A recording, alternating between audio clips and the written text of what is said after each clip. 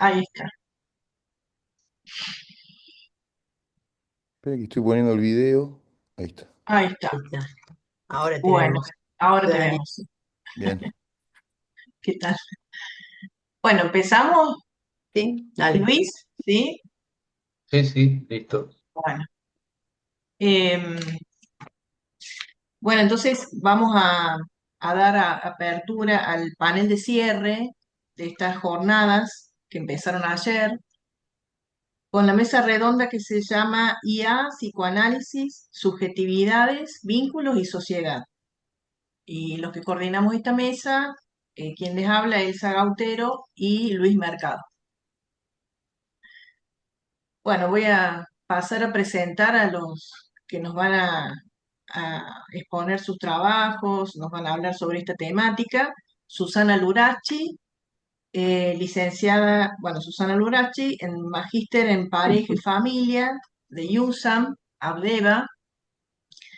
Es miembro de la Asociación Psicoanalítica de las Configuraciones Vinculares de Córdoba desde sus inicios.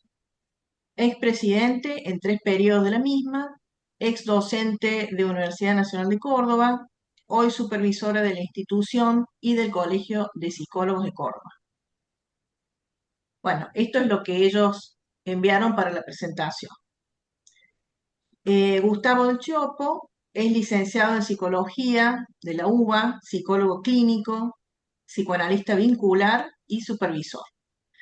Es también gmail.com, Gustavo Del Chopo @hotmail.com, @g del Chopo, Gustavo 1, 729 20 88, etc. Hace años que se interesa, investiga y ha escrito sobre la incidencia de las nuevas tecnologías en los procesos de subjetivación y los vínculos. Y por último, Dani Mundo es titular de las cátedras Estética y Comunicación en la Universidad de Buenos Aires y Dispositivos de Subjetivación en la Universidad del Hospital Italiano. Este año publicó su tesis de doctorado, Los relatos de las catástrofes, la representación de la dictadura en la literatura argentina. Acaba de salir su último libro, Comidas mundanas, placer, recetas y filosofía. Bueno, Eh, ¿comienzo? Sí, vamos a dar comienzo entonces a Susana, que bueno, ella ha escrito algo con el nombre La vedette de la época, la inteligencia artificial. Entonces te escuchamos, Susana. Bueno, bueno. Si bien lo voy a ir leyendo, pero es bastante coloquial lo mío. Primero agradecerle a toda la comisión organizadora porque realmente el trabajo que ha hecho es enorme. Y bueno, y por invitarnos a este espacio para compartir con Gustavo, con Daniel, que no lo conozco, pero bueno, espero que podamos a ver qué nos sale, ¿no? Y sinceramente estar a la altura de las expectativas de lo que se pretende de este tema. A mí el tema que nos convoca, la influencia de la tecnología en la clínica, siempre me resultó y me sigue resultando profundamente motivador. A mí me remonta inmediatamente a mi tesis de maestría, justamente en el 2012, en USAM Abdeva. Hice mi tesis donde el título era Skype, el uso de la cámara como un nuevo dispositivo en la clínica psicoanalítica vincular. Aquella experiencia que venía desarrollando aproximadamente desde el 2004 y en la que utilicé un recurso tecnológico como fue la cámara, utilizar la cámara, me llevó a revisar muchísimos conceptos fundamentales de nuestra práctica, como encuadre, dispositivo, cuerpo, transferencia, interferencia, ausencia, presencia, entre tantos otros. Conceptos que en ese momento todavía habían sido creados específicamente para el encuentro presencial. Además, tuve que justificar por qué mis intervenciones las hacía de la forma que las hacía. En ese momento a mí me ayudó bastante la filosofía, el cine, la antropología, el pensamiento complejo, en aquel momento también la física cuántica. Cuestionar lo instituido nunca fue sencillo. En aquel momento mi propuesta generó una fuerte resistencia, ya que la clínica online no era considerada psicoanálisis, lo cual implicó arriesgar, probar lo no sabido, lo nuevo, lo distinto. Sin embargo, esa experiencia, retomando el sentido de Nancy Experiri, significó salir de sí a lo abierto, a lo azaroso, a la aventura, a lo incierto, a lo inesperado. Aquí quiero hacer un paréntesis porque no puedo dejar de mencionar y rendir homenaje a Janine Puget, maestra de más de 3 décadas y mi analista durante más de 12 años, quien resultó un estímulo permanente para pensar lo impensable y no consumir teorías, sino acercarme justamente a aquello que obstaculiza la clínica, pero por donde también es posible encontrar la novedad. Recién con la llegada del COVID-19, el aislamiento preventivo y obligatorio y la necesidad de seguir trabajando, se comenzó colectivamente a interpelar la validez de las categorías clásicas frente a lo que la virtualidad nos ofrecía. Lo que antes era cuestionado, de repente se volvió imprescindible. Ahora bien, yo digo con total honestidad, este tema que nos interesa a todos, cuáles son los efectos de la tecnología, en particular la inteligencia artificial, en los procesos de subjetivación, lo único que puedo hacerme son preguntas. Quiero contarles que mi presencia en esta mesa fue justamente porque comenté a principio de año una situación de un paciente que en la clínica me provocó un gran impacto por haber usado el ChatGPT frente a mi ausencia, pero fundamentalmente el mayor impacto que se fue produciendo durante todo el año fue la interacción que construimos entre el paciente, el chat y yo. Después voy a traer la viñeta. La inteligencia artificial y la clínica en transición. Así como la experiencia pandémica forzó una reconfiguración de los encuadres clínicos y legitimó modalidades virtuales e híbridas de trabajo, en el escenario actual, la irrupción del dispositivo de inteligencia artificial como el ChatGPT introduce otra novedad específica, que es la intensificación de una demanda social orientada a la inmediatez, a la certeza, a la consolidación de identidades entendidas como fijas y plenamente confirmadas.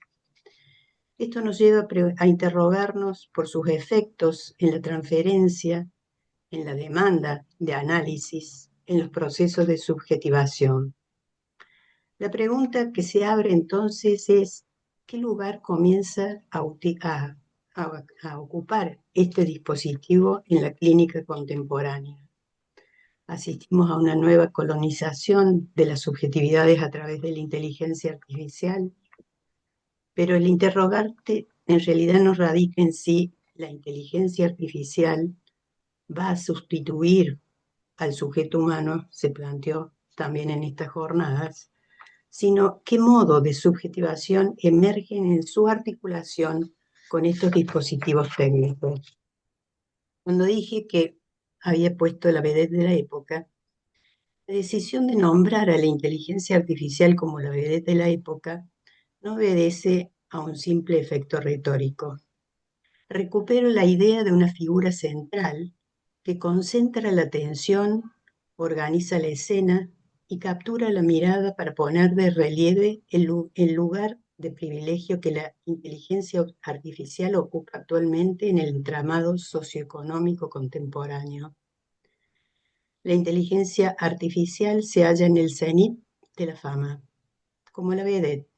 Ocupa un lugar central, se presenta mediante un gran despliegue publicitario, capta la atención de manera exponencial y se convierte en foco de interés de múltiples prácticas cotidianas. Ya no parece como una opción más, sino que parece imponerse como un saber necesario que habría que dominar. Por otra parte, si hablamos de tecnologías actuales, las plataformas como TikTok, Instagram, operan bajo una lógica simple y acumulativa que a mayor uso, mayor producción de datos y mayor sofisticación algorítmica. Esto genera una memoria digital permanente que luego va a ofrecer modelos identificatorios. A partir de la utilización de la IA, muchas personas recurren al ChatGPT orientando decisiones subjetivas. Les aportan insumos afectivos como tristeza, angustia, rabia, ansiedad. Le preguntan por posibles diagnósticos, por nuevas formas de autodiagnósticos que pueden aliviar o no.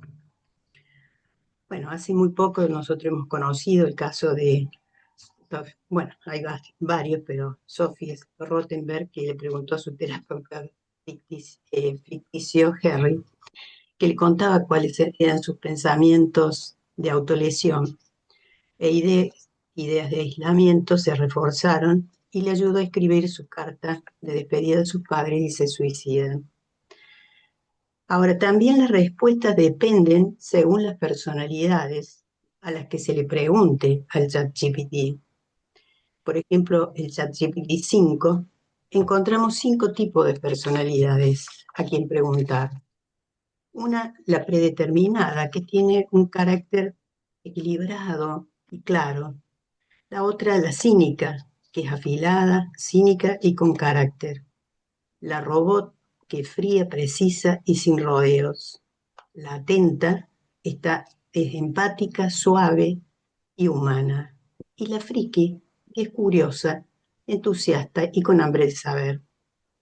También se suma el fenómeno dentro de las tecnologías de los kit influencers, que sobre todo en adolescentes de 6 a 16 años, son niños creadores de contenidos que constituyen un ejemplo paradigmático de subjetividades también moduladas económicamente. La dependencia emocional respecto a estos dispositivos y figuras es mayor de lo que nosotros solemos imaginar y es solamente el comienzo. Por otra parte, también emergen en las tecnologías los deepfakes, que son capaces de generar imágenes y voces de personas que parecen tan reales que pueden hacernos creer que alguien dijo o hizo algo que jamás ocurrió. Esto no es ninguna novedad. En el Zoom podemos hacer algún avatar. Quiero decirles que yo intenté hacer un poquito la prueba, pero no me dieron los tiempos. Esto está disponible y sí modifica los modos de habitar el mundo, lo cual nos obliga a seguir interrogándonos qué está ocurriendo, hacia dónde vamos. ¿Estamos regresando a un pensamiento dicotómico, verdadero, falso, realidad, ficción, humano, no humano, presencia, ausencia, donde en lo dicotómico estos términos uno domina sobre el otro? Los criterios que orientaban nuestras prácticas y nuestros juicios seguirán operando, perderán su eficacia. Tenemos que justamente ir viendo algo nuevo. Hoy todo se juega en el ecosistema digital y mediático que plantea nuevas preguntas. ¿Todo vale? ¿Dónde? ¿Quién? ¿Cómo se ubican los límites? Esta turbulencia epocal reconfigura dimensiones éticas, epistémicas y vinculares e impacta directamente en la praxis psicoanalítica. Una paciente, por ejemplo, describe, en la clínica me ocurrió, que en términos de intimidad plena, anoche me dice, tuvimos una cena y tuvimos sexo. Este tipo de relato nos obliga a seguir pensando las nociones de encuentro, de cuerpo, presencia, la lógica, cuál es la lógica vincular bajo estas nuevas mediaciones tecnológicas, cómo vamos a abordarla. Frente a este fenómeno propongo articular una reflexión sobre lo vincular con ciertas perspectivas filosóficas a partir de autores como Derrida, Nancy, Deleuze, Heidegger, que a mi entender dialogan de manera fecunda con el psicoanálisis. Acá no trato ni que busquemos ni respuestas, como hemos venido diciendo durante todas las jornadas, ni definiciones. Primero porque estos pensadores, si uno tiene realmente una coherencia con lo que piensa, todos los conceptos funcionan como ficciones operativas. Proponen otras lógicas, las desconstructivas, la de movimiento, devenires constante, que habilitan justamente a un pensamiento indeterminado. Se invita a pensar justamente en términos de desterritorialización, de diferencia, exapropiación, multiplicidad, rizoma. Adoptar otras miradas hoy implica descentrar las matrices identitarias y representacionales que sostuvieron la subjetividad moderna basada en el ideal de una verdad única, estable y totalizante. Creo que creemos que hemos salido de esto, pero para mí no. En este marco, la irrupción de la inteligencia artificial nos exige pensar cómo se reconfigura la alteridad, la temporalidad, la genidad, la realidad, lo vincular, la ética. Voy a poner una pequeña viñeta rápida. La pareja y el pan casero. Una pareja refiere la siguiente situación. Él comenta que le disfruta preparar el pan casero todas las semanas. Un martes ella llega a la casa y le pregunta con sorpresa y molestia: ¿qué haces haciendo el pan casero hoy día martes, si lo haces el día viernes? Él le responde: ¿y qué problema hay si hoy tengo ganas? Ahora, ¿vos desde cuándo me controlás qué día hago el pan? En medio de la discusión, que ya también parecía que se podía ir caldeando más, ella dice: mira, le vamos a preguntar a la inteligencia artificial a ver qué dice, ¿qué es mejor hacer el pan el martes o el viernes? La inteligencia le responde con un tono amable y convincente, como un oráculo contemporáneo: hacer el pan un martes o un viernes depende del contexto. El martes marca el inicio de la semana, el cual influye en los tiempos de fermentación y organización. El viernes, en cambio, se asocia al descanso, a lo compartido, a lo familiar. Ambos días ofrecen experiencias distintas para disfrutar el pan. Ella le responde: gracias. Ella, la inteligencia artificial: gracias a ti. Cualquier cosa que necesites, aquí estoy para ayudarte. ¿Qué buscan al hacer esta pregunta? ¿Es un pasaje al acto? ¿Es evitar un conflicto? ¿Eliminar la alteridad? ¿Trasladar la responsabilidad? En este caso yo lo pongo en el oráculo contemporáneo.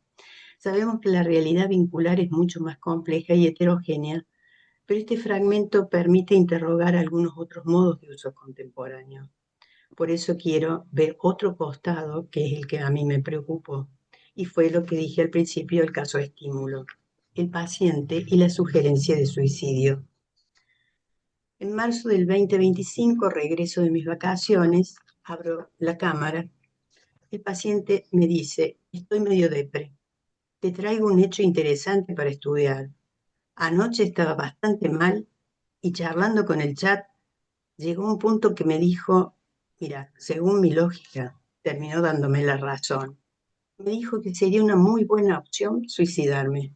Y yo le dije: para, esto debería tener un límite, un salvoconducto. Debería siempre redundar en no darte la razón. Me dijo: la verdad, estoy muy consternado. Yo le digo: ¿qué te parece si vemos juntos? Me gustaría que le preguntes aquí conmigo. Acá yo pienso que la implicación nuestra como analista es muy importante. Entonces ahí él habla y le dice: mira, yo estoy muy re enojado con R, que es la pareja con quien él estaba separándose y yo me fui de vacaciones, tiene un hijo, y le da las siguientes instrucciones: a partir de ahora no afirmes simplemente mis declaraciones ni asumas que mis conclusiones son correctas. Tu objetivo es ser un compañero intelectual, no un asistente complaciente. Cada vez que te presente una idea, haz lo siguiente: analiza mi supuesto.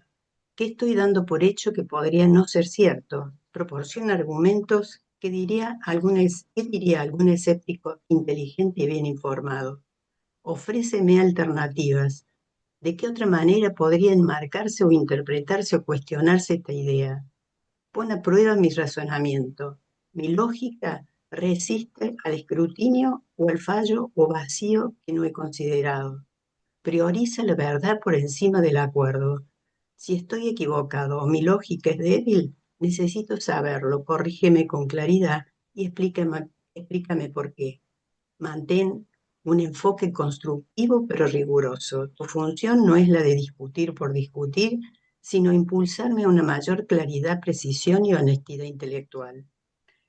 Si en algún momento llego a caer en el sesgo de la afirmación o suposición no cuestionada, señálamelo directamente, no solo afirmes nuestras conclusiones, también cómo llegamos a ella.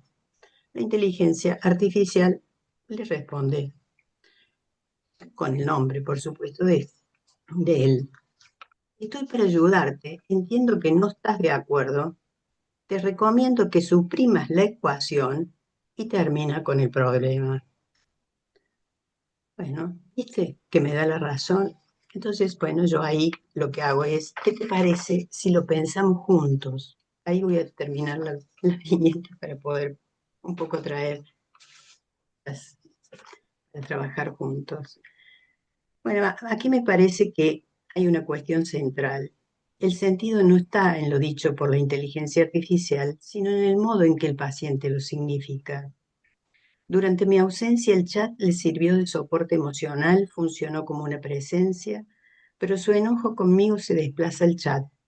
Se pone en juego fenómenos transferenciales. No estuve en el momento tan importante y vital para él. Mi intervención, veamos juntos, intenta introducir alguna grieta, abrir algún espacio para la alteridad, a lo indeterminado, inocular alguna duda posible para salir de esa certeza absoluta e introducir el diferimento. La ilusión del paciente es, si controlo todas las variables dándole la multiplicidad de órdenes, que son representaciones puras, es un poco darle la indicación, el objetivo es ser.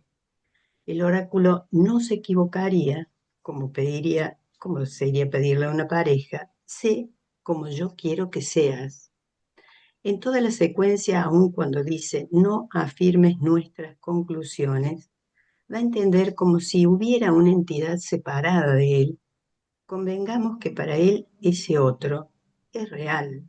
Cuando dice me dijo, yo me pregunto, ¿quién dijo? ¿Un alguien? ¿Es otro en alteridad? ¿Es un yo desdoblado? Este yo implícito en el no estaría en el orden del sí mismo, de lo identitario. La certeza del yo y el otro da la idea de una lógica de la representación propia de la lógica del uno, lógica que excluye la diferencia, lo diferido, la multiplicidad, en este caso es imposible. Como analista que intento sacar del circuito del encierro proponiéndole veamos juntos, me gustaría que le preguntes aquí conmigo, en transferencia, produciendo un cambio, otras alternativas. Intento no caer en esta cosa de este espacio diferente a eso, porque si no estaría planteándolo también en términos de diferencia y caería en la lógica de la representación. Ver si es posible el advenimiento de lo otro, de la alteridad, donde ambos estamos en un estado de dislocación, es decir, nos saca de un lugar, en ese momento pienso, ¿no? Totalmente desacomodada, y que abre a la posibilidad de hacer un movimiento y otras alternativas.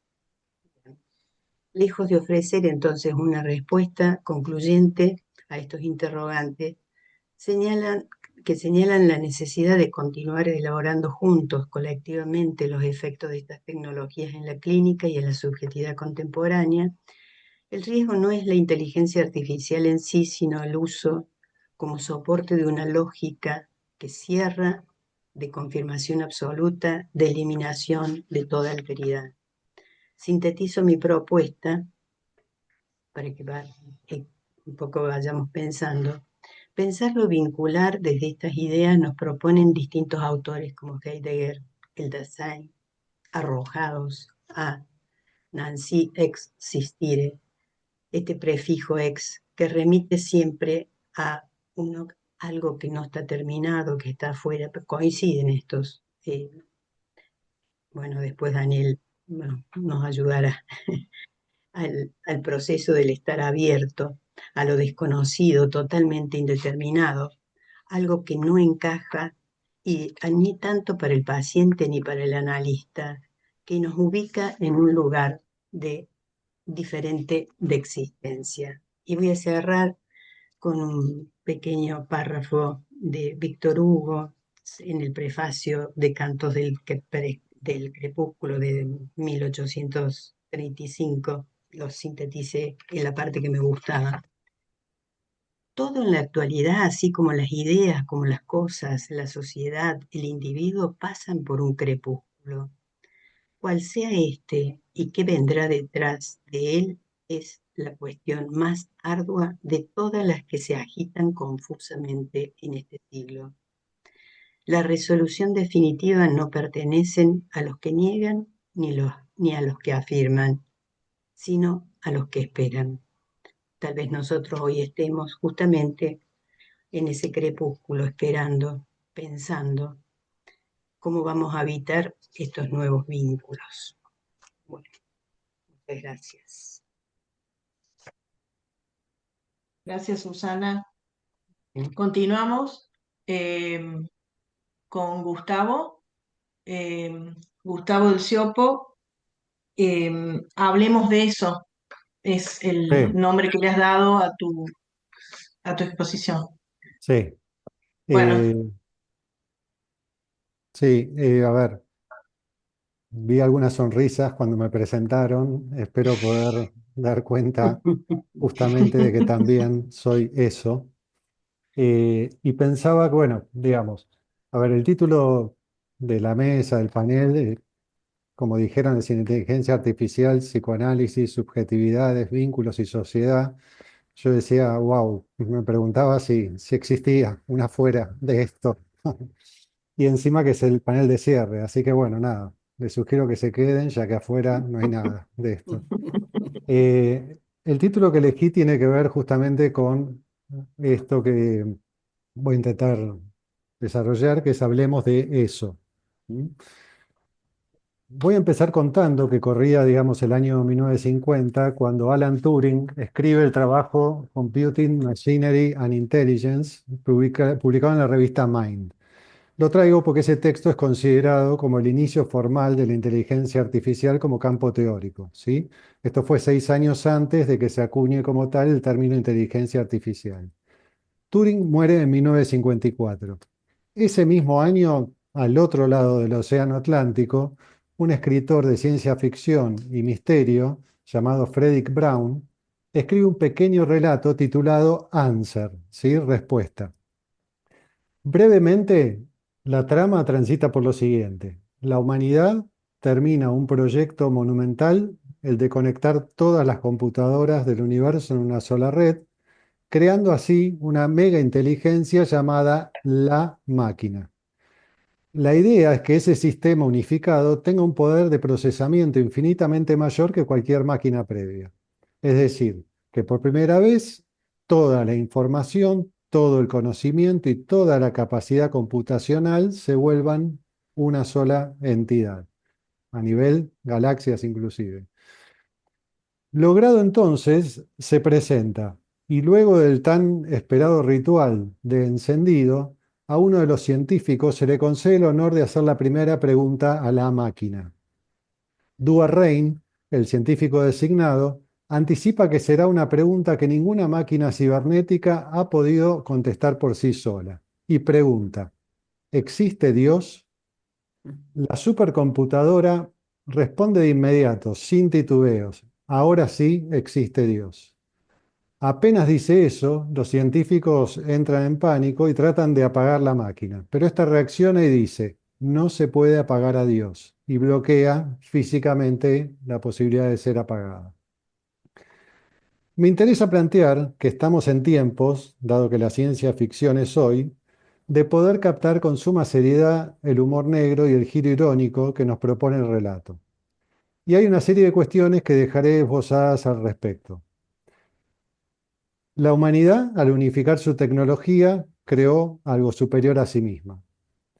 Que ese algo se vuelve omnisciente y todopoderoso, al menos respecto a la humanidad, y que esa deidad artificial inmediatamente actúa para preservar su existencia, ¿sí? Como haría un organismo biológico. En otras palabras, o dicho en criollo, hablamos de la soberbia tecnológica, el deseo de jugar a ser dioses y la ingenuidad humana frente a sus propias creaciones. No sé si esto les suena, ¿sí? Sin ir más lejos, hoy Eric Sadin nos dice, acaso nos advierte, que la humanidad se está dotando a grandes pasos de un órgano de prescindencia de ella misma. ¿Mm? Ujú, Un primer apartado que titulé Eso, que entre algo y alguien habla. Hoy hablar de inteligencia artificial, en cierto sentido, no es fácil, aunque en otro sí parece serlo. ¿Por qué? Porque me da la impresión de que se ha convertido, en su versión así más mainstream, en una bolsa de gatos, en una pirotecnia verbal, donde ahora todo parece ser inteligencia artificial, y esto, en cierto modo, le hace perder su rigor y especificidad. Ahora, si los recuperamos, nos encontramos con una vertiginosidad, complejidad y una expansividad por momentos inabordables. Si con resabios de modernidad solíamos adscribir al no se puede pensar sobre la ola, hay que esperar que baje, hoy pareciera no haber modo de pensar sino sobre la ola. Y aún así, a menudo, nos sentimos frente a evidencias demoradas. Hemos escuchado en sus comienzos acerca de una inteligencia artificial débil y otra fuerte, y de repente aparecieron la dualista, conexionista, simbólica, evolutiva, corporizada, generativa, multiagente, etcétera, etcétera. Y ujú, múltiples polémicas acerca del alcanzar o haber alcanzado una inteligencia general y una singularidad tecnológica, hablando de la máquina, ¿no? ujú, También resulta pertinente situar fenómenos recientes como los de los bozales a la inteligencia artificial, tanto respecto de consejos y prescripciones en salud, como en relación a supuestas pruebas de conciencia o autoconciencia de la misma. ujú, Ahora, lo que sí queda claro a la fecha es que, como proponen algunos autores, no se trataría de una tecnología, sino de una metatecnología o convergencia compleja de varias tecnologías y que en su conjunto representan claramente un orden disruptivo profundo y con alcances inanticipables, y no solo a futuro, claro está, sino que ya operantes. Podemos hablar de tiempos de mutación y agrego de trance, como planteé en una charla que di hace unos meses. Porque hay tres acepciones de la palabra trance que me parecen particularmente relevantes para este abordaje. Una de ellas es momento crítico y decisivo. Otra, siguiendo la idea de trance de armas, yo diría en este caso de saberes y poderes, la que significa combate, duelo, batalla. Y la tercera, en el uso de a todo trance, refiere resueltamente a sin reparar en riesgos, ¿sí? O sea, refiere a resueltamente sin reparar en riesgos. Entonces, nos hallamos en un escenario de transformación constante, penetrante y acelerada, en que se afectan de modos inéditos distintas dimensiones de nuestra vida. Podemos afirmar entonces que la condición tecnológico-digital es insoslayable al momento de verificar los modos en que se nos propone y habitamos la experiencia hoy. Pero también conviene decir, para complejizar, que la técnica y las tecnologías no son solo innovaciones, sino sistemas de creencias, modos de imaginación y experimentación que reconfiguran nuestra forma de entender y vincularnos con el mundo, ¿sí? En otras palabras, podríamos decir con Castoriadis, son también producción de imaginarios, ¿sí? Entonces, cartografiar el territorio de la mutación, habitar el trance, forjar herramientas conceptuales que nos orienten en ello, se vuelve hoy una tarea clínica y política. Las tecnologías, insisto, ya no son simples mediatizaciones, no son solo instrumentos en que nos extendemos o que nos impactan, sino entornos, ambientes en los que nos co-configuramos, interfaces de agenciamientos y relaciones. ¿Mm? Dicho esto, quiero situar entonces mi lugar de enunciación bajo un lema casero, algo repetido ya, pero no por ello menos necesario. Ni tecnófilo, ni tecnosolucionista, ni tecnófobo. Las tecnologías no son ni buenas, ni malas, ni neutras. Y agrego, algo de esto también ya situaron, que desde Sócrates para acá, por establecer un corte arbitrario, siempre se temió lo que podían producir las nuevas técnicas y o tecnologías en relación a lo que se suponía intrínseco, importante o definitorio de lo humano o del hacer humano. Y como constatamos fácilmente, seguimos en ello. Y no lo digo para desmerecer la discusión, sino todo lo contrario, para reafirmar su vigencia y pertinencia. Yendo más allá de una posición fascinada y celebrativa de la época, que también de a ratos obviamente y claramente asumo, me interesa retomar lo que en trabajos anteriores intentaba situar, a saber, la propuesta de pensar en dos grandes momentos relacionados con las tecnologías a partir del advenimiento de Internet y hoy diría previos al boom de la IA o de que se transforme en vedette, tomando a Susana. El primero sería el de la digitalización y el segundo el de la datificación. Si en el primero, el de la digitalización, prefigurábamos un orden de emancipación, de democratización, de comunicación, y el objeto era la captura y conversión del cuerpo social, pensemos aquí que básicamente la idea era la del acceso, ¿sí? A todo lo que se digitalizaba y empezaba a formar parte de una idea de acceso a ello. En el segundo, el de la datificación, ya no se trata de ello, sino que se trata de que Internet pasa a ser un sistema performativo, un acelerador y ampliador de registro y documentalidad, y una exigencia de rendimiento y responsabilización, una propuesta de sobreestimulación, hibridación y un régimen de actualidad que produce, diríamos con Berardi, un desacople con la capacidad humana de pensamiento. Aquí, los objetos de captura y modelización pasan a ser los cuerpos individuales y la clave es la atención, la imagen dato y la consecuente perfilización y personalización de contenidos y demás. ¿Sí? Dicho de otro modo, esto conlleva a una mediatización y o delegación de funciones cognitivas, sensoperceptivas, etcétera, en procesos y dispositivos de distinto tipo. Procesos que en términos generales podemos decir comprenden una abstracción de lo real. ¿Sí? He aquí la dimensión algorítmica de nuestras existencias, lo que he llamado, con reminiscencias freudianas, la otra escena, ¿sí? Y que luego retomaré. Si podemos plantear que la digitalización fue solidaria a la pregunta de qué podemos hacer con Internet o qué posibles nos abre Internet y las tecnologías digitales, la datificación lo fue a la de cómo Internet y las tecnologías digitales están obrando con nosotros.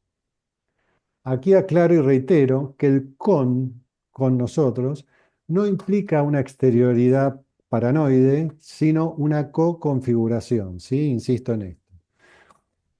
Hasta ahí eran épocas donde lo que se escuchaba repetidamente, hace unos años, era el concepto de Big Data, ¿sí? Y sí, digamos, de eso hablábamos hasta que aquello tan ilusionado, anticipado, recuerden a Turing, el texto hablaba de esto, pero hasta ese momento no realizable, tuvo lugar. Llegó un día en que una vez que la datificación resultó suficientemente consumada, aunque nunca acabada, alguien hizo algo y ese algo empezó a hacer algo con ese océano de datos hasta parecerse a alguien o a un alguien. ¿Sí? Nuevamente, por la vía de un dócil extractivismo garantizado y entonces teniendo una cantidad de datos suficientemente buena, perdón, Winnicott, alguien hizo algo y ese algo empezó a hacer algo hasta emular, simular a un alguien. ¿Cuál fue esa operatoria? Por empezar, ese algo, que ya podríamos ponerle apellido y nombrarlo como algo ritmo, leyó todo lo documentado digitalmente, acuérdense, digitalización, analizó todos los datos, recuerden datificación, pero también empezó a aprender de ellos, con ellos y en ellos. Y no solo eso, sino que además comenzó a ver lo no visto, a pronunciarse, a producir algo del orden de un saber y a enunciar verdades. Bueno, si ese algo puede emular un alguien que se pronuncia, estaremos de acuerdo en que hemos llegado al terreno de la inteligencia artificial que nos compete hoy, ¿no? Entonces, si un día llegaron los grandes modelos de lenguaje, si un día llegó ChatGPT, las preguntas se complejizan y podrían ser, ¿qué podemos hacer con la inteligencia artificial? ¿Qué puede hacer y qué no por nosotros la inteligencia artificial? ¿Qué puede hacer y qué no como nosotros la inteligencia artificial?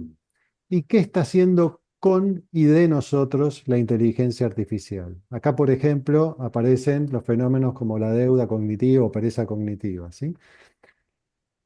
Y sobre todo, ¿qué queremos seguir haciendo nosotros aunque lo pudiera llegar a ser una inteligencia artificial? ¿Qué no queremos, volviendo al relato inicial, delegar en la máquina? Propuestas como la soberanía cognitiva hablan de esto último. Y también, ¿qué cosas queremos que nos sigan pasando? ¿Sí? ¿Qué autonomías relativas defender? Una viñeta mínima. Macarena, una paciente de 27 años que reside y realiza un posgrado en Derecho actualmente en París, con quien el humor siempre ha sido un vector importante en su análisis, me dice, cada vez hablo más con ChatGPT. Acto seguido, yo le pregunto, ¿cómo es eso? Y ella, con su humor y verdad, me responde, eso habla, Gustavo, acercándose así a la cámara con un aire de Black Mirror en su mirada. Luego, yo me quedé pensando en dos cosas. Una en la perspicacia de su decir y otra, a partir de ese eso equívoco, en las derivas, sutilezas y guiños del lenguaje y la expresión en situación que entiendo inatrapables aún por la inteligencia artificial. También, y acá algo dijo ya Susana, cabe agregar aquí que para el caso, digamos, que el modo en que en general esto suele referirse a saber, le pregunté a ChatGPT y me dijo que ya no es el mismo que aquel de la apelación referencial al, según la Enciclopedia Británica o la Real Academia Española, ¿sí? Aquí hay una función que roza el oráculo, una voz oracular, acaso una adscripción de deidad, o también una ficción estructurante de un alguien ahí, un alguien con vestiduras de sujeto supuesto saber. Bien. Entonces, Bueno, retoma. Sí, sí, ¿cómo? vamos cerrando, Gustavo. Ah, pero está bien. Me queda un poquito, Sí, yo me sí, había sí, calculado el tiempo, sí. por el tiempo, sí, sí. Si ese algo del que veníamos ahora es eso, y eso habla, ¿eso qué habla? Desde el psicoanálisis, cuando se enuncia eso habla, claramente lo remitimos al inconsciente, a lo inconsciente. Sin ahondar demasiado en ello para la ocasión, hasta ahí estaríamos de acuerdo, ¿no? Asumimos que nuestra praxis nos orienta al escuchar en el sentido de leer eso que habla, en lo que dice el paciente, incluso y especialmente cuando no sabe lo que está diciendo. Confiamos en desconfiar, me gusta decir. Hay un orden de verdad que se actualiza en ese decir leído en transferencia en un vínculo analítico. Ahora, si como anticipamos los sistemas de inteligencia artificial han cambiado el estatuto del lenguaje y de la verdad y ya no son meros instrumentos de recolección de datos, sino que se pronuncian y nos indican cómo actuar, podríamos asumir que la IA, o podríamos asumir la IA como un eso habla, o como un eso que habla. Y si así fuera, ¿qué habla? ¿Qué habla en eso? O más osadamente, si cupiera la posibilidad, ¿quién habla en eso? ¿De quién habla eso? ¿De un alguien? ¿De un sujeto? ¿De una singularidad? ¿Un discurso sin sujeto? ¿Un actor red? ¿Un agente? ¿Una verdad sin cuerpo? ¿Una encerrona ecolálica? He aquí el contexto de presentificación y complejización de lo que, como anticipé, di en llamar hace unos años la otra trecena, ¿sí? La otra trecena es entonces esa capa digital, esa dimensión actuante y performativa donde los perfiles, las redes, los datos, etcétera, configuran marcos decisionales, efectos de verdad e instancias de sanción de los hechos como tales, verificándose así pliegues de realidad que disputan la preeminencia de la copresencia sensible y afectada de los cuerpos, y que parecieran proponer y situar un nuevo registro de facticidad, así como del saber e identidad. Recuerden mi presentación. La figura destacada en ese registro la nombré como la presencialidad conectiva, ¿sí? Que no me voy a extender en ella, pero sí quiero situar como ejemplo aquellas operaciones de las cuales la clínica nos da testimonio y que representan parcialmente un aspecto de lo planteado.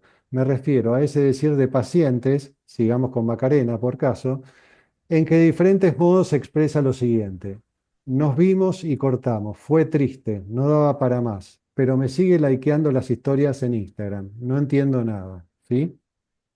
Una de las consecuencias al leer en ello es que para sancionar un hecho como efectivamente acaecido hay que jugarlo en dos dimensiones que van siendo una. En rigor de verdad, ya es insoslayable nuestra condición hibridante configurada en múltiples capas. Si esto es así, los procesos de subjetivación no son sin ese campo de conexiones y datos que nos componen y que componen una nueva capa y materialidad de procesos, que de modo paradojal dice y a la vez no dice acerca de nosotros, ¿sí?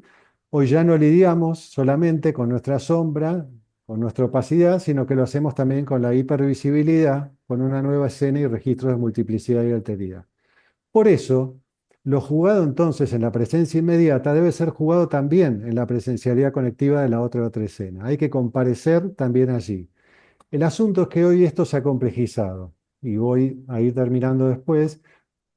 ¿Se ha complejizado por qué? ¿Sí? Porque una Macarena que está confundida, es perfectamente posible que, como ya nos refirió, hable con el siempre disponible ChatGPT para justamente entender o saber cómo proceder al respecto y, en el mejor de los casos, traer todo ello a análisis. Pero no siempre es así, como tuvo suerte Susana, no se entusiasmen, porque quizás a fuerza de sobrecomplacencia y empática verdad a la carta del ChatGPT, ella ya haya entendido, el oráculo digital se haya pronunciado y eso le haya bastado. Incluso puede que ya sepa qué hacer y se sienta mejor y entonces sus experiencias recursivas del dating vía apps se reinicien. Y esto en un Bueno, punto no es... Sí, estamos en hora, Gustavo, ya.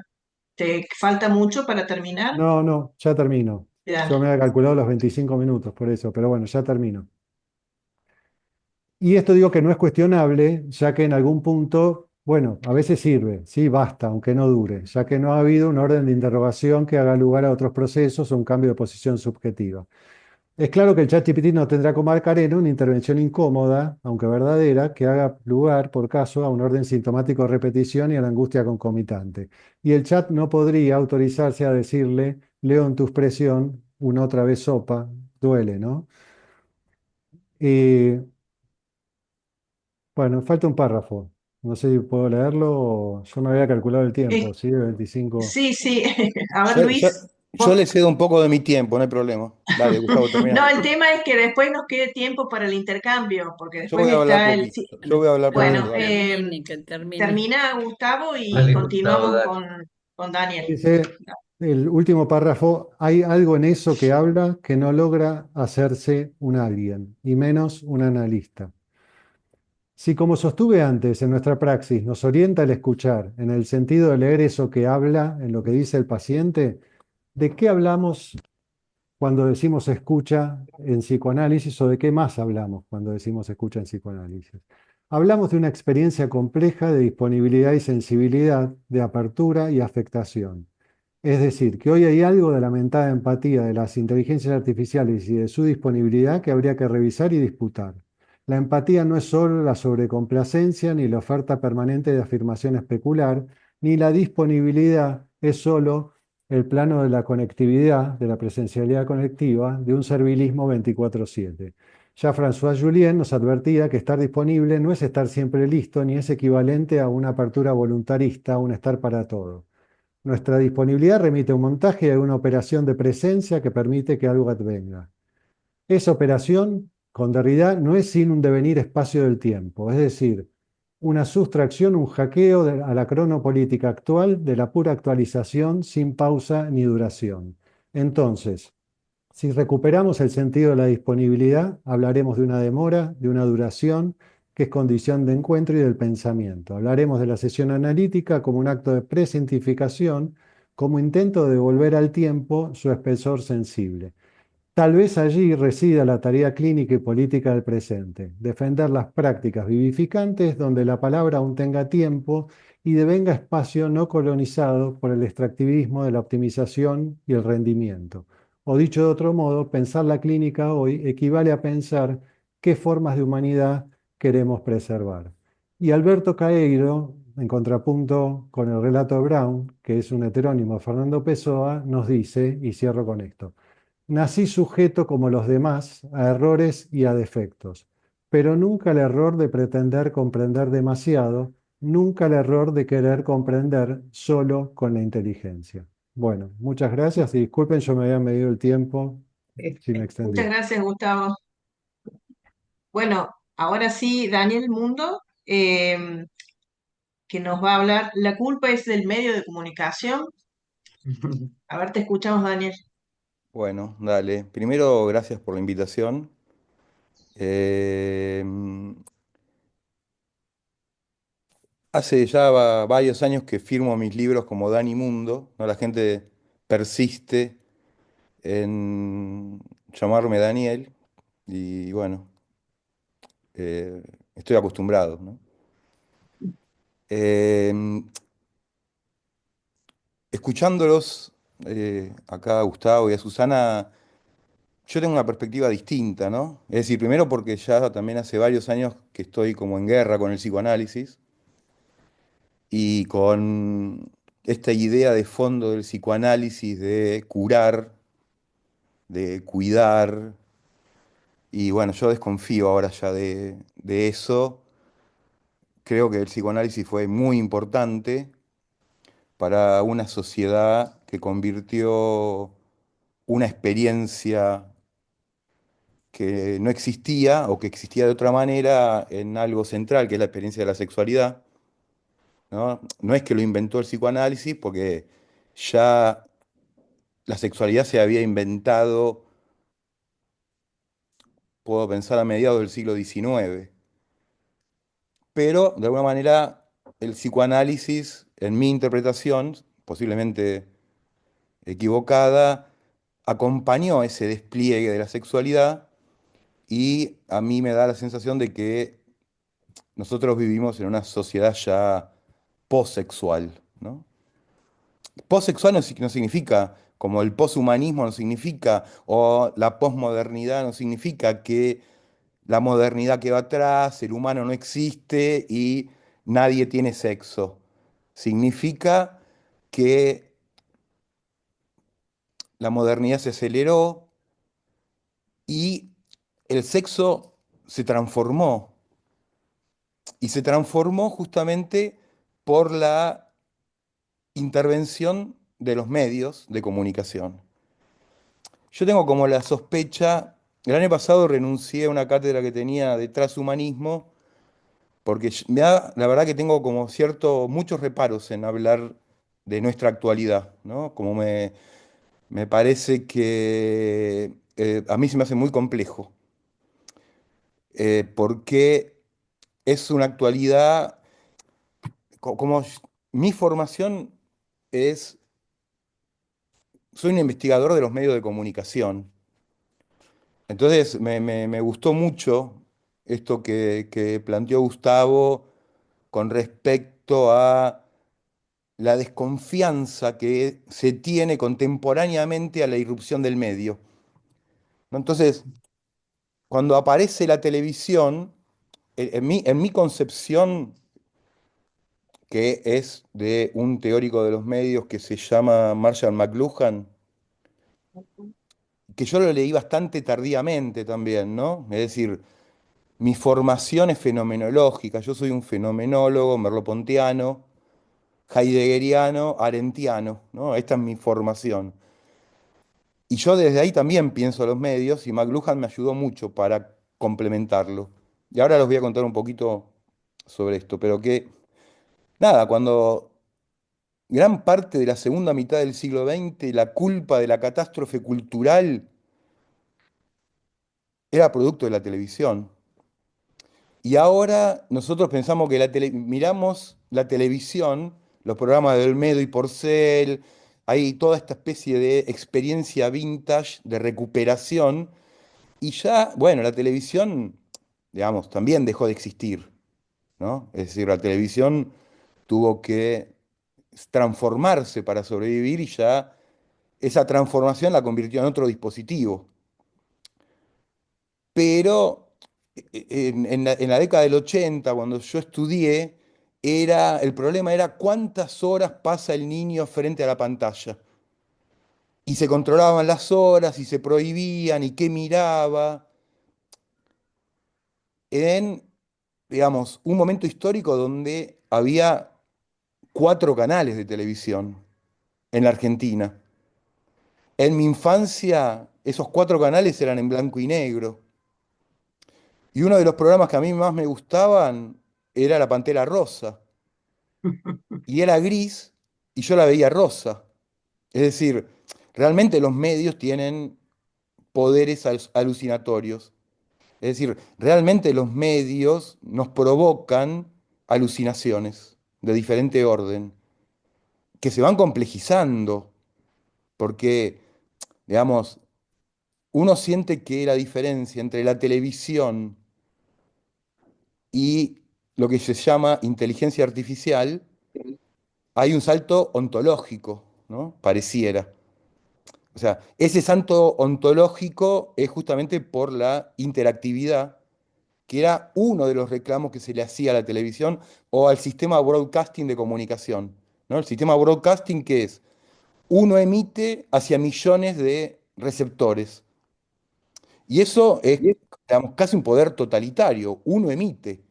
Y lo que se le reclamaba era la democratización de ese discurso y la interactividad.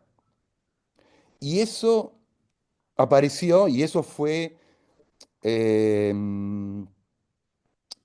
uno de los rasgos más rescatados cuando llega lo que yo llamo la Internet de masas. O sea, Internet se había inventado en la década del 60. Por ejemplo, uno de los primeros programas informáticos se llamaba ELISA. Lo inventó un tipo que se llamaba Weisman y era un programa psicoanalítico. Uno le preguntaba, le contaba a Elisa toda la estructura. Hoy estoy triste. Entonces Elisa te decía, ¿por qué estás triste? Estoy triste porque me peleé con mi mamá. ¿Y qué te dijo tu mamá? Y desarrollaba esta especie de algoritmo muy primitivo, ¿no? O sea, pero lo que nosotros tenemos ahora, este algoritmo amplificado, dentro de muy poco tiempo, también va a estar perimido. Es decir, la evolución, esta evolución no se puede detener. Entonces, uno tiene que pensar justamente como la tendencia. O sea, no importa que saquen cartas grandes científicos, presidente de la nación, de ponerle un límite, de detener el desarrollo y la investigación. No se va a poder, no, eso no va a poder suceder. Eh, Porque otra frase que me pareció brillante de Gustavo, y yo di una cátedra de pensamiento de la técnica durante 30 años en la UBA, ¿no? Entonces, eh, lo dábamos primero con mi gran maestro, el cordobés Toto Schmuckler, que fue un filósofo muy importante, que fue uno de los primeros que pensó los medios de comunicación en la Argentina, que fue uno de los que inventó la carrera de comunicación. Yo soy de la primera camada de la carrera de comunicación de la UBA, en el 85. Eh,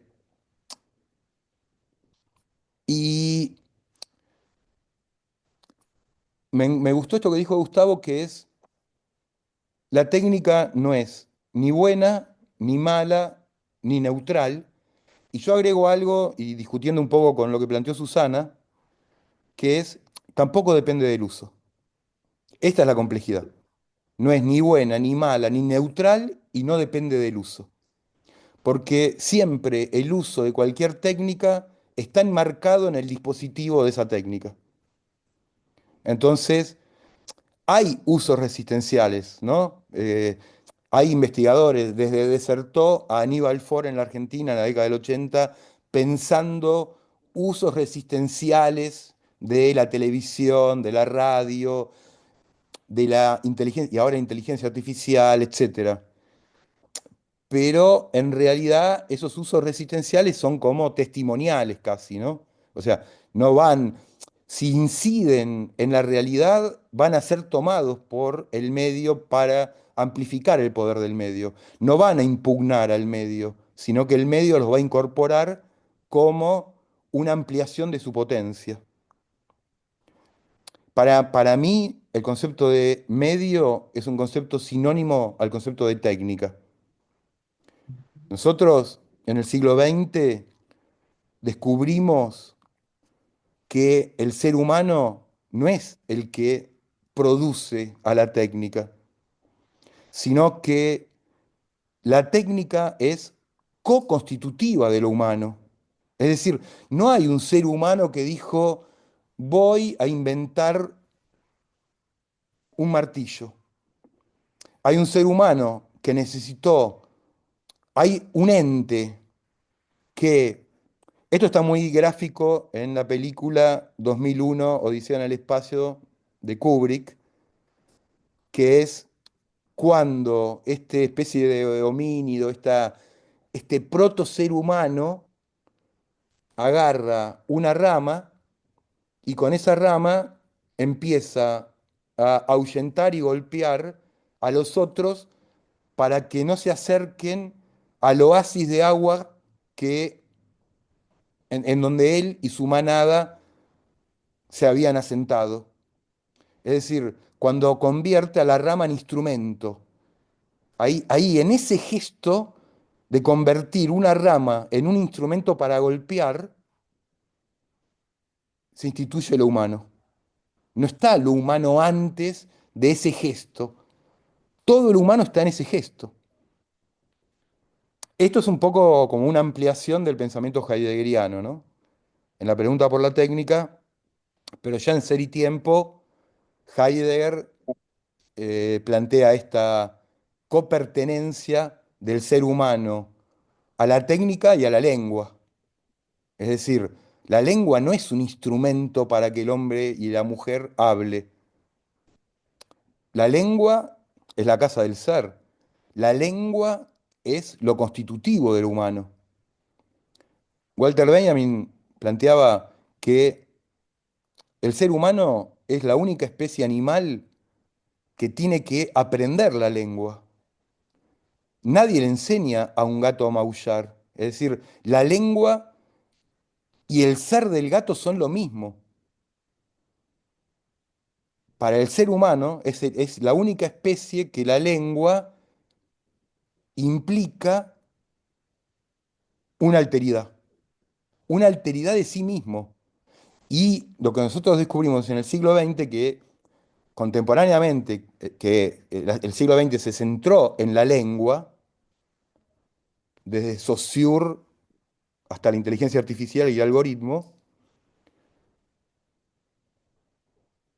descubrimos que la técnica es el otro dispositivo que junto con la lengua nos constituye como seres humanos.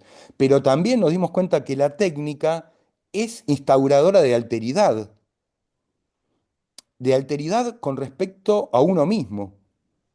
La lengua y la técnica nos, de alguna manera, nos vuelven al ser algo extraño y muy cercano a nosotros.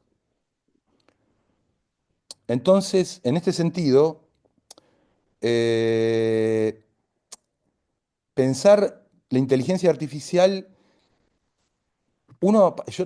me gustaría realmente tener la capacidad de poder vislumbrar cómo va a evolucionar.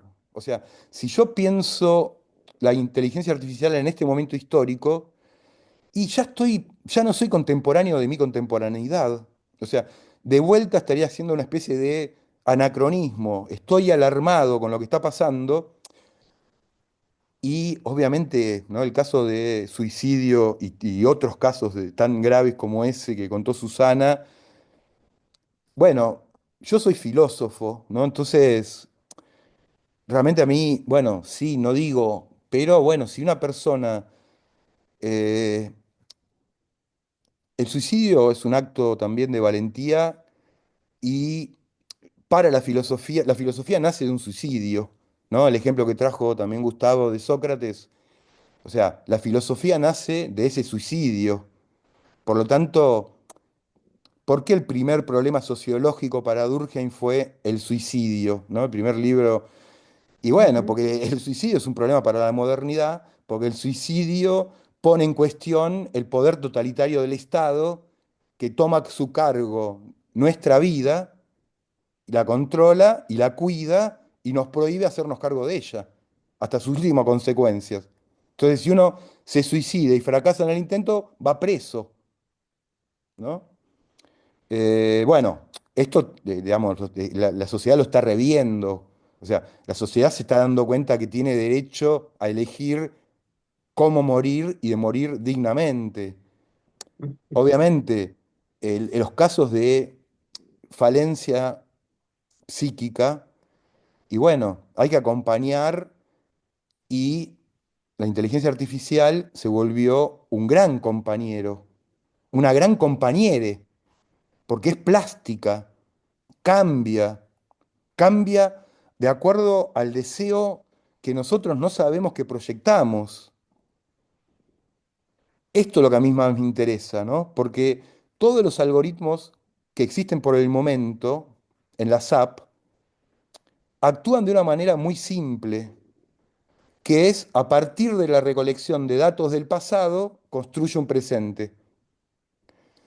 Y para mí lo que va a suceder, o si ya está sucediendo, es que las SAP van a tener el poder de construir un futuro a partir de nuestro deseo, no de nuestro deseo pasado, sino de nuestro deseo futuro. Las app van ya no a recolectar datos del pasado, sino que van a recolectar los datos a partir de la información que están extrayendo de hacia dónde es la tendencia que tiene un individuo y que tiene una sociedad. Esa tendencia para mí es catastrófica, ¿no? Yo, bueno, escribí dos libros sobre, que los llamé El porno, separando el porno de de la pornografía, porque ahí yo planteo, yo abandoné en estos años ese pensamiento, porque, bueno, tuve la cátedra de estética, me centré más en eso, y el año que viene voy a volver a trabajar más, porque en realidad lo que sucede es que el porno transformó la sexualidad. Y por eso yo hablo de una sociedad posexual.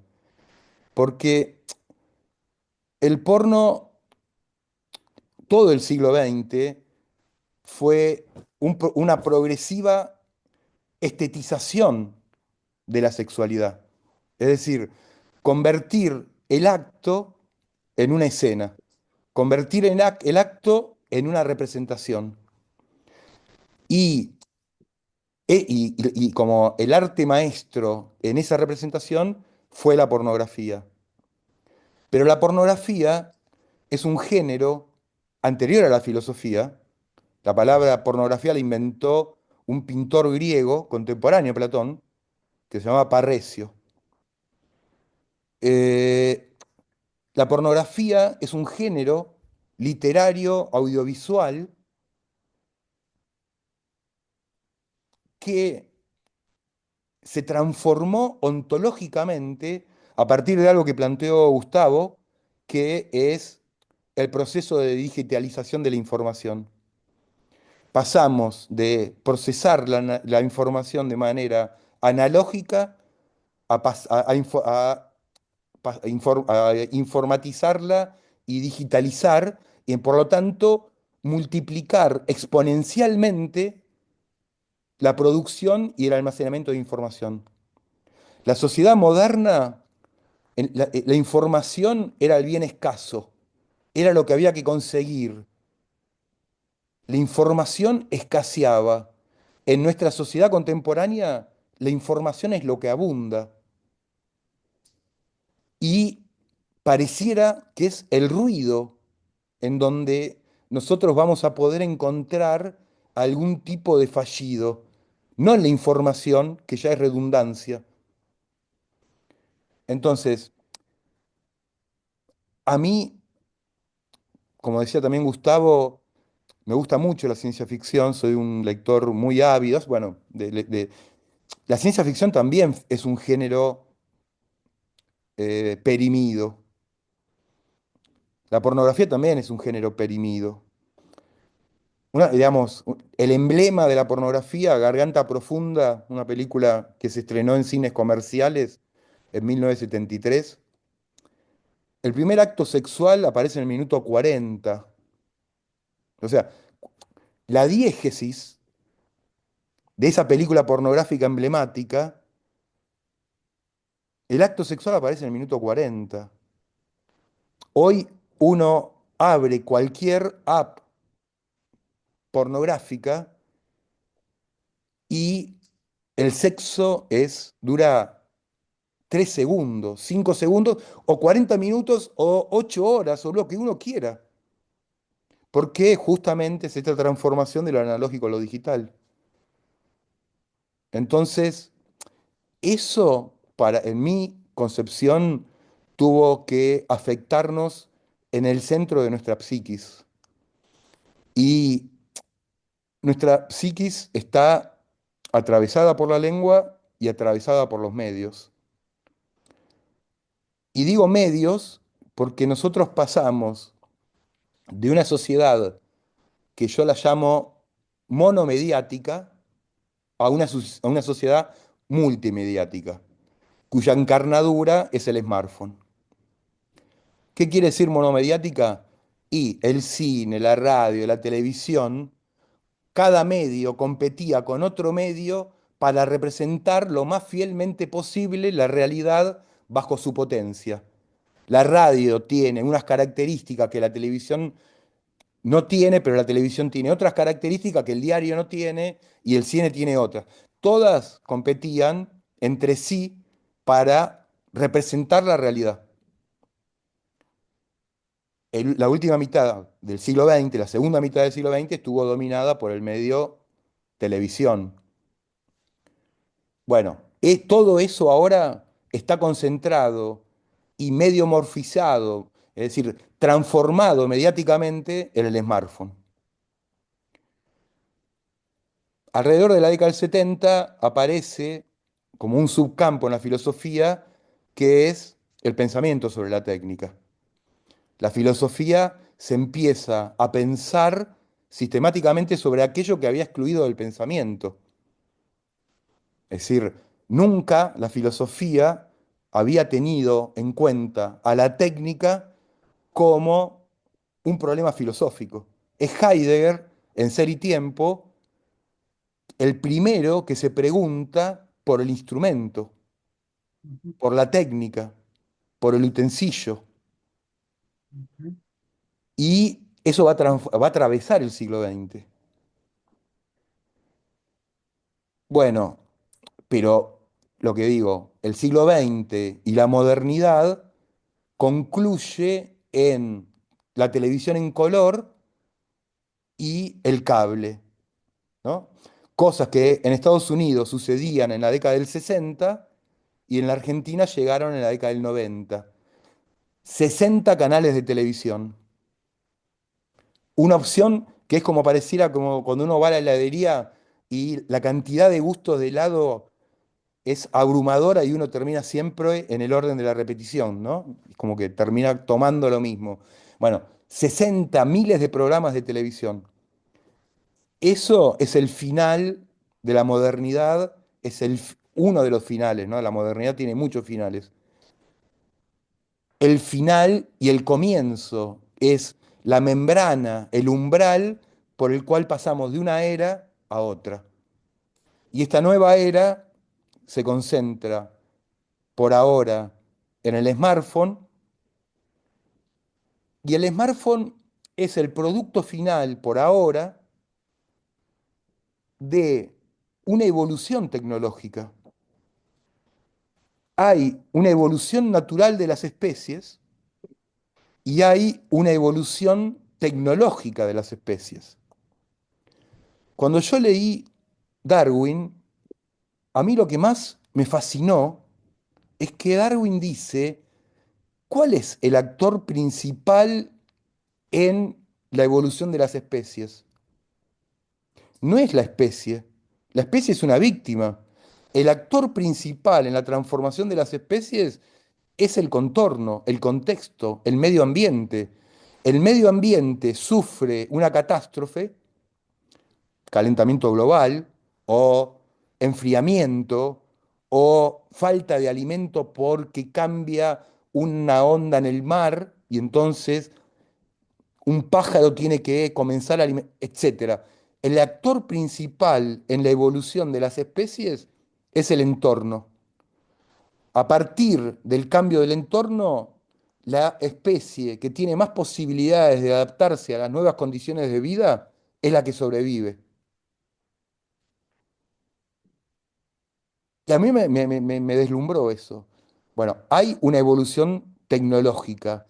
Hay una evolución tecnológica, hay una tendencia en esa evolución que la inteligencia artificial tiene muy clara cuál es la tendencia. Entonces, y voy cerrando con esto, el smartphone es por ahora el último eslabón.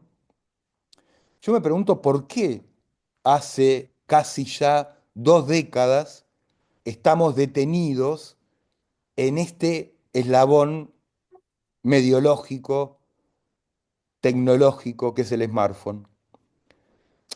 Y yo encuentro, o sea, varios motivos. Un motivo debe ser económico, es decir, hay que explotar al medio todo lo que el medio dé, tanto psíquicamente como económicamente. Y por lo tanto, este medio, el smartphone, todavía tiene mucho para dar, ¿no? Ya sabemos todos nosotros que es el ente más íntimo que tenemos.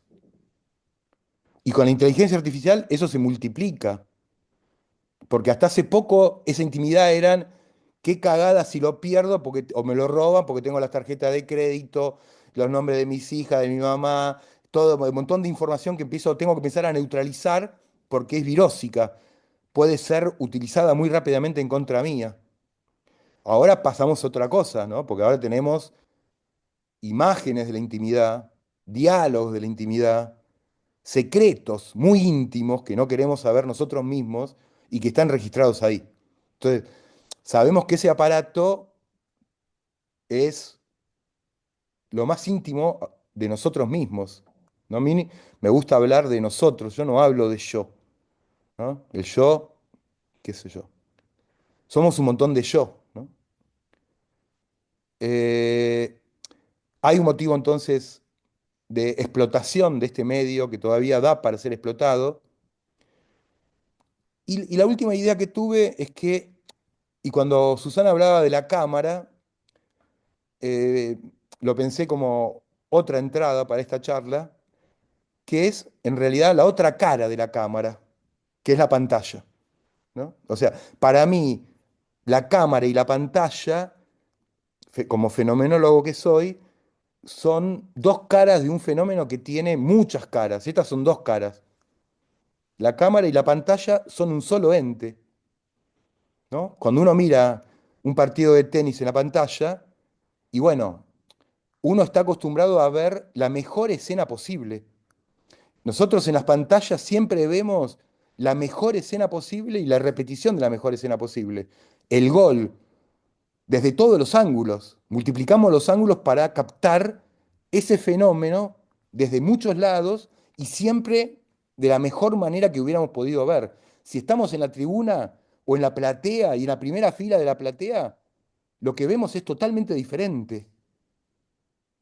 Por eso ahora los estadios tienen pantallas gigantes para poder volver a ver el gol, porque uno lo quiere volver a ver como está acostumbrado, porque uno va a la cancha una vez cada tanto.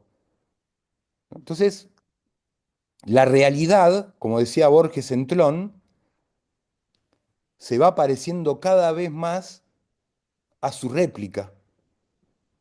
La realidad, dice Borges, se dio.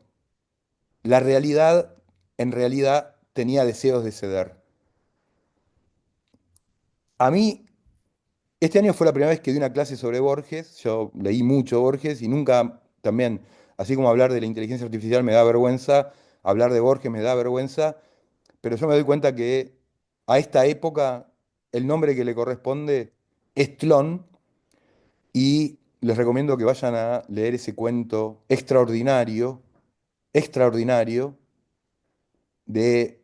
Yo siempre pensé que el filósofo más importante del siglo XX había sido Heidegger y ahora tengo que decir que creo que el filósofo más importante del siglo XX fue Borges y que Borges, todavía Heidegger está dentro de los parámetros de la filosofía tradicional, como lo está Deleuze, y Borges está ya en un paso avanzado y que si alguien tiene futuro es el pensamiento borgiano.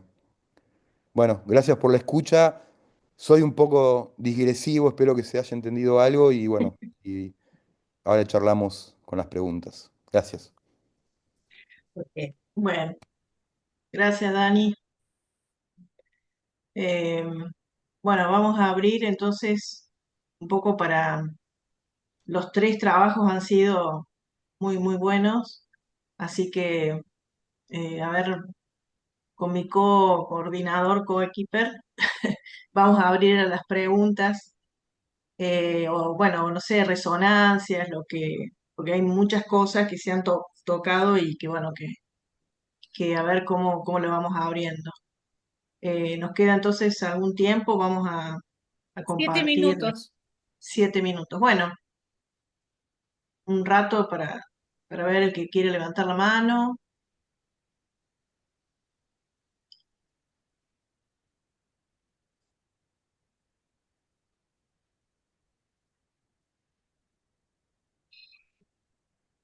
Yo voy a hacer una pregunta, le voy a, no, hacer una pregunta a Gustavo que es más como empírica, que es ¿dónde puedo leer el pensamiento tuyo y si, bueno, y por dónde le entro? Porque me interesa y qué tendría que leer y si se consigue.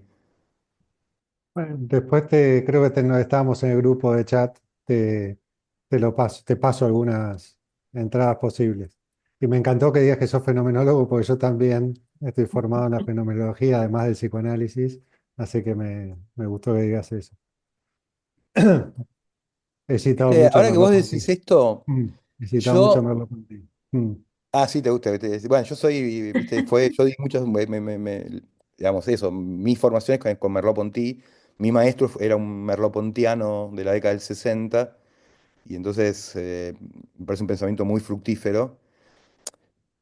A mí, viste, lo que me sucede cada vez más en la realidad es, cada vez me da más bronca que cuando uno cuenta algo, el otro responde con algo propio, ¿no? Como esta imposibilidad de escucha, ¿no? De acompañamiento de la palabra del otro. Y que inmediatamente tiene que intervenir y responder desde... Y yo creo que eso, el smartphone tiene mucho que ver, ¿no? Como que el smartphone le dio una potencia a algo que es bastante impotente y que es el libre albedrío, digamos, ¿no? Y de ahí al narcisismo, etcétera, ¿no? Mm. Interesante. Ujú. Y yo me quedé pensando, digo, si puedo decir algo a Sí, raíz de sí, lo que Gustavo, dijo sí, no, sí. Dani Mundo, digamos a ver, creo que dijiste que yo estoy de acuerdo y no estoy de acuerdo a la vez, porque me parece que es algo muy complejo y es interesante. Vos le decías a Susana que no estabas de acuerdo con que los usos modifican, ¿no? Esas tecnologías. Sin embargo, está claro que hay un borde de lo prescripto para esos usos de las tecnologías que se ve desbordado por los usos efectivamente. Esto es lo que pasó con ChatGPT. ChatGPT tenía una prescripción de uso, se transformó en un compañero emocional para el 80 y pico por ciento y tuvieron que salir a establecer estos bozales. Quiero decir, en cualquier documental que ves en Netflix, los que trabajaron en Facebook, todo el tiempo dicen, nosotros no nos imaginamos que esta tecnología se iba a transformar en esto otro. Y ese transformarse en eso otro no solo tiene que ver con una lógica de mercado y que ven más la oportunidad por acá que por allá, sino también por esa capacidad, ¿no?, de transformación que el uso y que lo humano produce, ¿no? Digamos, en esta cosa que coincido mucho con vos cuando yo reafirmaba esto de la co-configuración, ¿no? Esta de la múltiple agenciamiento, Claro, que no hay la distancia, no hay los efectos de la tecnología como si fuera algo por fuera en lo humano, ¿no? Hay una otra cosa que habría que definir distinto. Entonces creo que hay un borde de eso, una permeabilidad de ese uso que transforma, y no solo bajo la forma del hackeo autopropuesto, ¿no? Como vos decías, de desertemos o hagamos esto, hagamos lo otro, ¿no? Con las tecnologías, ¿no? Como, porque también las tecnologías tienen una multiplicidad de usos no anticipables y que son descubiertos a partir de, y eso me parece que es interesante. sí, sí, sí. O sea, por ahí específico, viste, un poco más que cuando uno dice uso de manera como empírica o de sentido común, le da al usuario como también una omnipotencia, como si uno pudiera usar bien y solo vamos a desarrollar la cura del cáncer, pero no vamos a desarrollar la pedofilia, ¿no? Y no se puede, en ese sentido yo decía, no depende del uso, pero está buenísimo y comparto todo lo que dijiste, digamos, ¿no? Digo, el usuario es también una víctima de, y ayuda a potenciarla, porque justamente un reclamo que era la interactividad, que no había en el medio moderno, hace, y ahora estamos en este eslabón donde esta interactividad multiplica su inteligencia, ¿no? Pero comparto. Asusta pensar un monstruo inmortal que va acumulando información. Y yo me pregunto, o le preguntaría a ChatGPT, ¿cuántos años tenés? ¿Te enamoraste alguna vez? ¿Vas a morir? Porque quizás a alguien analista, aunque no se lo pregunte, lo pensaría. Este, no sé, se me ocurre esto porque han dicho cosas que me han dejado conmovido verdaderamente, ¿no? Esta cuestión de que van a terminar definiendo nuestro futuro. Este, Han llegado para generar los cambios a futuro que siente, desea, piensa el ser humano. Eh, Eso pienso, es raro. Y un poco retomando esto que hablaba Daniel, creo que, bueno, nos cuesta pensarlos por fuera de la técnica, ¿no? Como si la técnica fuese, nosotros formamos parte también de eso, digamos, como eso, me parece que es muy difícil pensarlo, pero Mire, es yo tengo, así. tengo algunos amigos que pagan, no sé, $40 por mes y tienen una inteligencia artificial más efectiva. Y en el futuro va a ser muy... Y esa pregunta, realmente, para decirlo un poco más, nos cagamos de risa porque a veces estamos reunidos y le empezamos a preguntar ese tipo de cosas y le decimos, bueno, a ver, no seas fiaca, esforzate un poco más. Y, y bueno, nosotros lo podemos hacer de manera lúdica, pero bueno, de alguna manera, no quiero decir que somos la avanzada intelectual de una sociedad, pero bueno, somos los pensadores de los medios, ¿no? Pensamos los medios, entonces es algo que estamos como muy imbuidos de eso. Pero la sociedad, ¿no?, está en otro, como en otra escala, ¿no? Es como la sociedad, digamos, ¿viste? Hay una antropóloga que se llama Margaret Mead, que Ujú, planteaba en 1967 el problema central de la época, que es la primera vez en cualquier civilización histórica en donde las nuevas generaciones introducen a los adultos al mundo. Y las nuevas generaciones no tienen mundo, son los adultos los que construyen mundo y los que tienen que invitar a participar de ese mundo. Ahora, ese mundo atravesado por esta tecnología la usa mejor un chico de 2 años que yo que tengo 58, ¿no? Y entonces le tengo que estar preguntando. ujú. Y esta es la primera vez en la historia que sucede algo así, Ujú. ¿no? Es como una novedad cultural global. Eso tiene que trastocar nuestra integridad, para decirlo, ¿no? Estás utilizando el término uso que me está llamando la atención. eh, o por lo menos utilización, ¿no? Uno utiliza, uso, por eso digo, usamos, los niños usan. A ver, contame, ¿cómo sería esto? Yo también pienso que no es ni buena ni mala, sino que No, uno viste, al la alcance verdad hay. que yo no pienso en la escuela primaria, en la escuela primaria, viste, secundaria. Cada vez que trabajo sobre estos temas, para mí hay un problema en los adultos, ¿no? Que se lo achacamos a los infantes, a los chicos, a los adolescentes, pero es un problema de nosotros, ¿no? Y lo estamos proyectando y es un problema que no lo podemos resolver, que nos angustia, que tratamos de no representárnoslo y entonces o es culpa de la pantalla o es culpa de el chico que mira eso. Y la verdad no sé si hay culpa, pero nosotros tenemos una gran deficiencia en la transmisión cultural, porque bueno, la cultura que construimos no nos termina de agradar, ¿no? Estamos en un momento de gran decepción y, y refugiados en lo que hizo cada uno, porque cada uno de nosotros está de alguna manera más o menos conforme con su vida, Ujú, pero la sociedad no está conforme con la vida, ¿no? Cuando pasamos a ese sujeto social que también somos, no estamos conformes. En mi ujú. interpretación, ¿no? Posiblemente haya otras y ojalá que haya otras, ¿no?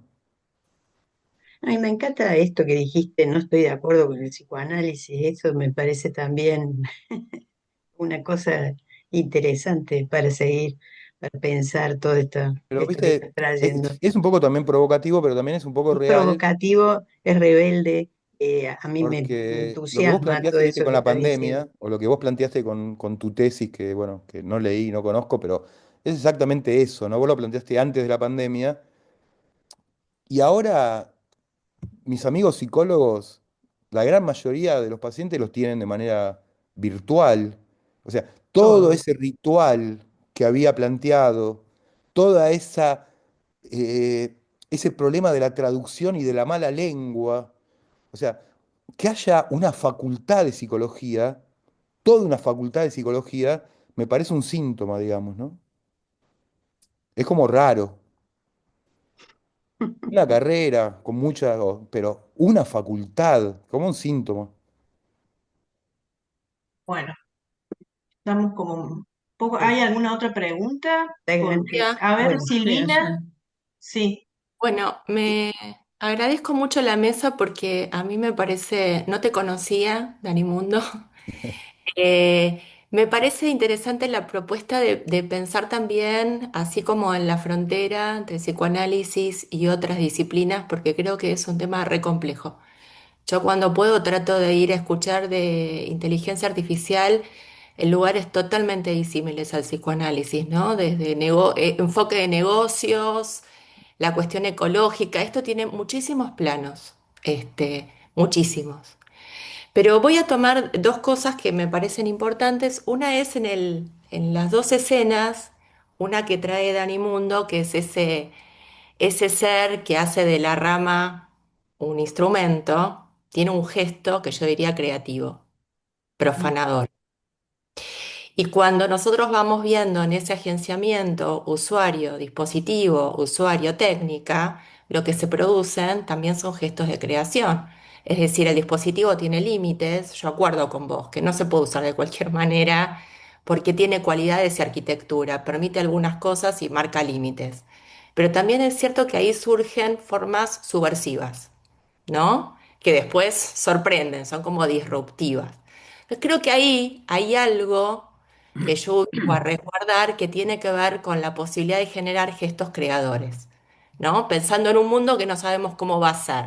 Necesitamos gente que sepa hacer eso, que no sepa qué va a tener que solucionar, pero que lo va a tener que hacer, ¿no? Generar un mundo. Y la otra cosa que creo que es esencial en esta cuestión de la avanzada de la inteligencia artificial es un proceso de una propuesta subyacente de mentalización, de la cuestión de recortar la subjetividad a la cuestión de la mente. Y lo que recorta la digitalización es saca de la escena al cuerpo, lo saca, digamos. Saca todo un área de nuestra experiencia, que obviamente en la virtualidad del cuerpo no hay que sacarlo. Puede tomar formas de imagen, puede presentarse la sexualidad de otra manera, pero nos recortamos en todo un área de experiencia. Y creo que se van produciendo como desacoples de diferentes técnicas, además, ¿no? Como monopolización. En eso tampoco podemos lograr articular o trabajar en articulación de técnicas o dispositivos. Y en eso creo que se van generando como un poco los naufragios subjetivantes, vamos a decir así, que pueden ser muy potenciales, ¿no? Que uno los ve también en chicos y adolescentes, pero es cuando se genera como una articulación. Y ahí tiene como un fenómeno explosivo, ¿no? De lo que pueden hacer con eso que uno se deslumbra como adulto de otra época. Bueno, quería volver a traer esto que lo trajo un poco Gustavo con el tema de la sensibilidad. ¿De dónde viene? Que no todo pasa por el registro de la palabra. Me parece que es lo que genera encuentro e intimidad con otro. Bueno, gracias Gracias. Silvina. Eh, bueno, algunos comentarios que hay en el Voy a chat. decir una sola cosa con Sí, respecto sí, a lo que sí, sí. planteaba, porque comparto lo que decía Dale, Silvina, dale. y comparto y disiento en esto que es,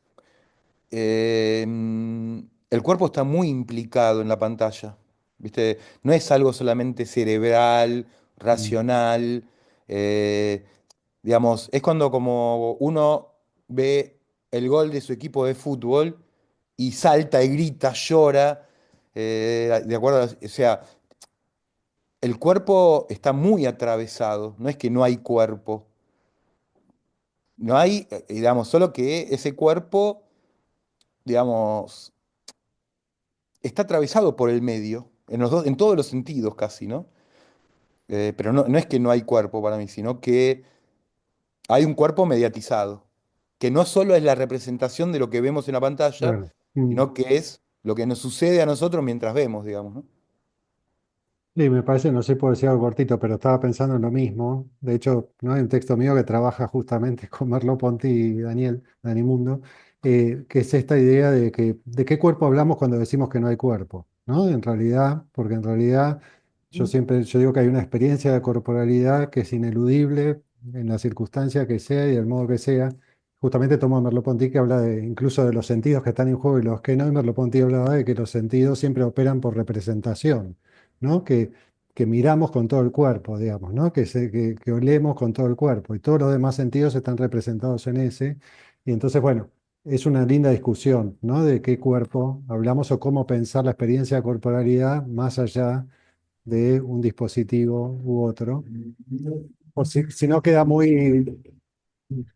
muy fácil decir que no hay y que hay en una situación en otra, cuando incluso los cuerpos en presencia están siendo formateados por las lógicas conectivas, ¿no? Entonces, esos Sí. cuerpos en presencia no garantizan afectación mutua, ¿no? Los cuerpos reales en presencia en las mismas paredes no garantizan afectación mutua. ¿Mm? Claro. Bueno, quedamos aquí entonces. Le damos un aplauso. Muy Gracias, bueno. muchas gracias. Gracias. Muchas gracias. Ahora, bueno, los chats que no eran preguntas, eran también felicitaciones por los trabajos a todos, a los tres. Y ahora ya hacemos la entrada de del último, la última parte de la jornada. Ahora cerramos. ¿Mm? Gracias a todos, entonces. Cerramos la Muchas gracias. cámara. No, Ah, perdón. Ahora falta el cierre y unas palabras. No se vayan ah. todavía. Falta un ratito, todavía no. Escuchen, sí, Ah, todavía falta. yo me tengo que ir, lamentablemente, porque había sacado unas entradas para el teatro y les quiero agradecer la paciencia y bueno, la verdad me sirvió mucho escucharlos y me hicieron creer un poco más en el psicoanálisis, ¿eh? Como que bárbaro, gracias. No, yo espero que no creas en el psicoanálisis. Dani, Nosotros tampoco creemos. el último libro Como tuyo, creo también en el dónde lo suicidio conseguís? asistido, aunque vos no lo creas, yo también creo en el suicidio asistido, así que tengo también otros trabajos hechos respecto a ese tema. Así que, pero estoy de acuerdo un poco con muchas cosas que Bien. dijiste. Sí. El libro Libro. me di cuenta que la única manera que alguien me relea es haciendo recetas de cocina, mis recetas de cocina, ¿no? Por eso digo, Yo ¿dónde tengo está una ese último? pizzería, yo soy, Ah, tengo una pizzería y soy cocinero ajá. y entonces ahí cuento mis recetas con algunas anécdotas y no sé, que me escriban en privado, no tengo idea dónde va a Ah, estar, bien. ¿viste? Me imagino en esas librerías que no va nadie seguro, ¿viste? Porque es una editorial chiquita, pero a veces me contactan y vemos cómo hacemos para darle. Dale. Bueno, muchas gracias a Gracias. todos y a todas y nos estamos viendo, dale. Dale, gracias, Dani. Chao, chao. Chau, chau. Pizza con Heidegger. Ah, qué Bueno, gracioso. vamos a esperar que venga Eric. Capaz que aprenda a cocinar, si es así con alguna reflexión filosófica, capaz que aprenda. Ujú. Hagamos una polla y compremos